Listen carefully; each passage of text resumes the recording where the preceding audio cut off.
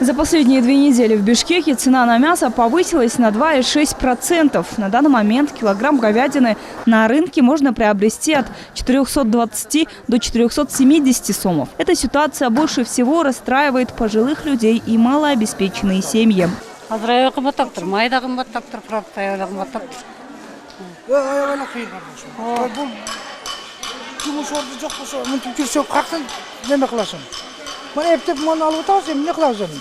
Мурда 340 алчу элек.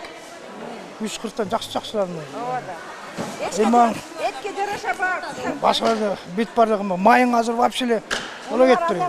По словам продавцов мяса, цена зависит от качества товара, а также ее вида. Цена баранины немного дешевле. Ее цена в среднем составляет 390 сомов. Однако покупатели сетуют, что даже на рынках, не говоря о супермаркетах, цену на мясной товар завышают на 20-30 сомов. Сами реализаторы продукта признаются, что увеличение цен на мясо – это не их рук дело. Все зависит от поставщика и цены на скот. Майдага ошол баада келет. Ошондуктан биздин абдан кыйын немеге дуушар келдик. Алуучулар болсо бизди башынан ылдый сөгүп кетип аткандар да болуп атат. Ушундайлар да болуп атат жагдайлар. 400 кабыргалар, төштөр сатылат. 420 санеттер сатылат.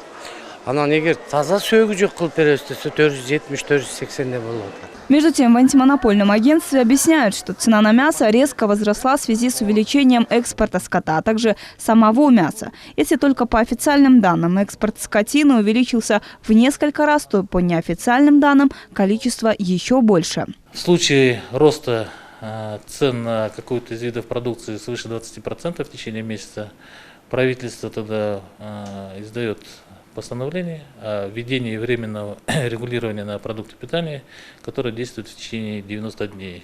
С такой ситуацией мы уже сталкивались во время карантина весной было. То есть правительство, Госагентство антимонопольного регулирования установило цену. И мы в тот момент установили цену на продукты питания и ее в течение 90 дней контролировали. Впрочем, граждан цены удивляют не только на мясо, но также и на растительное масло, сахар, крупы и муку. В целом, по статистике, цены на продукты увеличились на 16-18%. Если раньше литр подсолнечного масла можно было купить за 85 сомов, то сейчас ее минимальная цена 120-125. Кило сахара месяц назад стоил 30-40 сомов, то сейчас ее можно приобрести за 50-55 сомов. Кроме этого, подорожали такие продукты, как яйца, сухофрукты, мука, чай, а также еще несколько видов продуктов первой необходимости. В антимонопольном агентстве все еще обещают, что работают над урегулированием цен и уверяют, что через неделю цены на продукты станут дешевле. У растительного масла ситуация такая, что основная проблема получается в том, что нет поставщиков масла. Сейчас самая высокая цена на марку Аведов, если вы знаете, 120 сомов. Да? По сахару, цена тоже подскочила осенью.